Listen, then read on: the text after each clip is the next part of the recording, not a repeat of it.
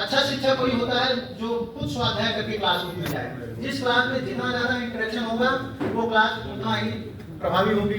बच्चा चुप है तो इसका मतलब टीचिंग सुन नहीं। जितना टीचर को परेशान कर दे क्वेश्चन करके, टीचर को पढ़ के आना पड़े, तो आपके लिए चुनौती बनाए तो आपकी भूमिका और महत्वपूर्ण है।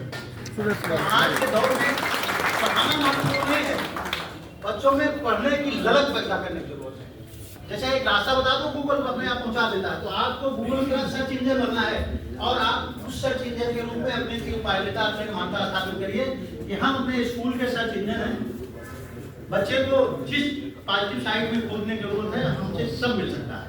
और आप अपने को उतना प्रभावी बनाइए, डिजिटल स्पेस से जोड़ रखिए, बाहर की दुनिया में जो बदलाव हो रहे हैं उससे आप मुखातिब रहिए ताकि अपने स्कूल में वो चीजें ला सकें। आप वो माध्यम है जिसके माध्यम से हमारे देश की एकता, अखंडता और राष्ट्रीय निर्माण बच्चों में हो सकता है।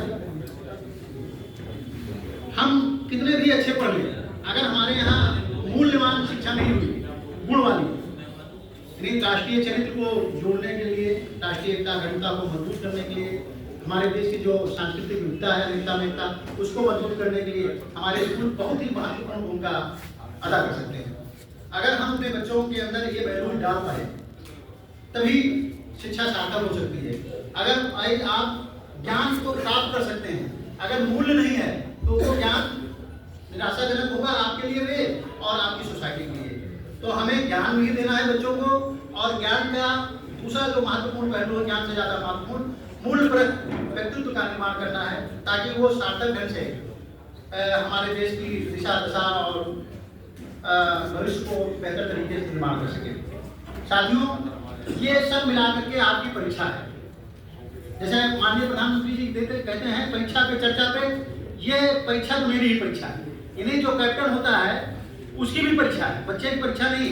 बच्चे के साथ साथ कैप्टन की परीक्षा, हमारे देश के प्रधानमंत्री की भी परीक्षा है। तो उनके देश के सारे बच्चों का ऐसी शिक्षा मिले कि जो युग सापेक्ष हो सके, किसी बच्चे के अंदर आत्महीनता न लाए। नहीं तो आप देखिए IAS हो जाके टॉपर हो करके आत्महत्या। तो ऐसा ज्ञान किस काम का? समाज ने स्थापित कर दिया कि IAS है, सबसे ज्यादा ज्ञानी है, सबसे ज्यादा उपाय हैं, दुनिया की सारी समस्याओं का हल कर पाते हैं, लेकिन निजी समस्याएं फेस नहीं कर पाए।